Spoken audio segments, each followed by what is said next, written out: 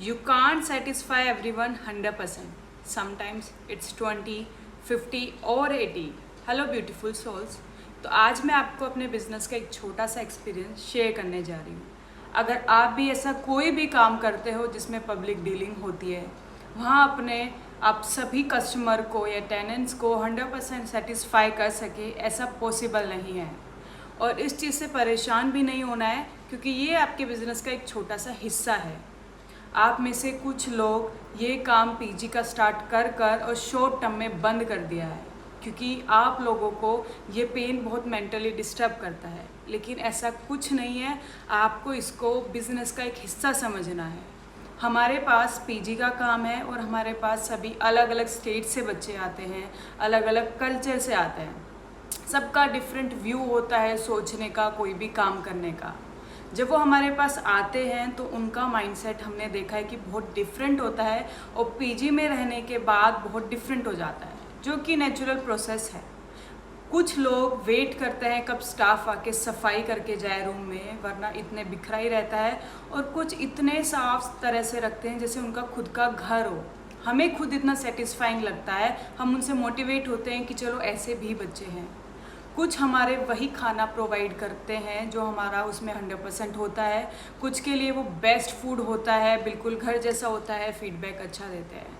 उन्हीं में से कुछ के लिए वो होता है कि दाल में पानी है, घिया तो टिंडे ही बनाते हो, ऐसा भी होता है। पीजी के बिज़नेस में देखा गया है कि काफ़ी लोगों ने इसको किया है और शॉर्ट टाइम में शट डाउन कर दिया है, सिर्फ मेंटली डिस्टर्ब होने की वजह से। क्योंकि कुछ लोगों को मे बी 10% लोगों को लगता है कि वो रेंट देकर पीजी को ख़रीद लेते हैं, ये अपनी पावर का मिसयूज़ करते हैं कि हम पैसा देते हैं। बट उनको बदतमीज़ी करने का राइट्स नहीं होता है। सामने वाला कर पाए ना कर पाए, सब डिफरेंट होते हैं।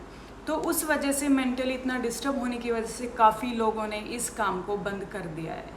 लेकिन हमारे पास ऐसे भी बच्चे आते हैं जो बिना कहे हमें फीडबैक देते हैं और बेहतरीन करने के लिए मजबूर करते हैं। तो हमें सिर्फ उन पर ध्यान देना है। जो भी आके कहते हैं कि हमें वहाँ सिक्योरिटी नहीं मिली, यहाँ सिक्योरिटी नहीं मिली, उन पर हमें एक साइड की स्टोरी पर जज नहीं करना चाहिए।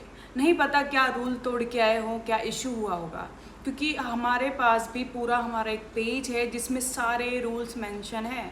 सब पढ़ते हैं, उनको साइन करते हैं, उसके बावजूद वो उनको तोड़ते हैं। तो ऐसा एक तरफ की कहानी सुन के हमें जज नहीं करना चाहिए। रही बात रिव्यूज़ की, तो आप ये देखोगे कि हमारे पास मैच्योर बच्चे जो जॉब करते हैं, डॉक्टर है, टीचर है, इंजीनियर है, आते हैं, पढ़ते हैं, यहाँ जॉब करते हैं, इतना सही घर से होते हैं। लेकिन अगर आप उनके बेतुके एक्सपेक्टेशंस को फुलफ़िल नहीं कर पाओगे तो वही बंदे बिल्कुल इमेच्योर तरीके से आपको गलत रिव्यूज़ डालेंगे, आपकी सिर्फ कमियां ढूंढेंगे। And that is totally fine. आप उन पर ध्यान ना दो।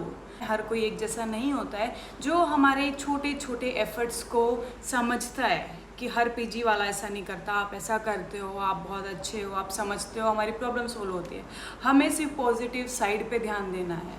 ये कोई भी बंदा आपको आके बोलता है कि आपके काम में ये चेंजेस हो सकते हैं, ऐसा बहुत बेहतरीन हो सकता है, तो आपको वो फीडबैक पॉजिटिव वे में लेना है और उस पर काम करना है। कुछ टेनेंट्स हमारे एफ़र्ट्स को प्रेज़ करता है, अप्रिशिएट करता है, क्योंकि वो समझते हैं वो फीलिंग कि इतने लोगों को एक साथ संभालना, सबका डिफरेंट माइंड, सबका डिफरेंट सोचना, किसी को बातें ही समझ नहीं आती कि ऐसा क्यों है, वैसा क्यों है। बेसिक चीज़ें भी हमें ऐसे समझानी पड़ती है जैसे किसी छोटे बच्चे को। बट हर कोई अपने काम में बेस्ट देता है। कोई नहीं चाहता कि हमारा काम बंद हो जाए या अच्छा ना चले। लोगों की सुनने की ज़रूरत नहीं है। अपने काम को हर दिन बदलो, हर टाइम नए चेंजेस लाओ, अपडेट। Best of luck. जो भी नया काम शुरू करना चाह रहे हैं उसमें पब्लिक डीलिंग में माथा मारी बहुत ज़्यादा है। पेशेंस रखे और अच्छे से काम करे। Best of luck. अपना बेस्ट दे, बाकी भगवान पे छोड़ दे। Thank you.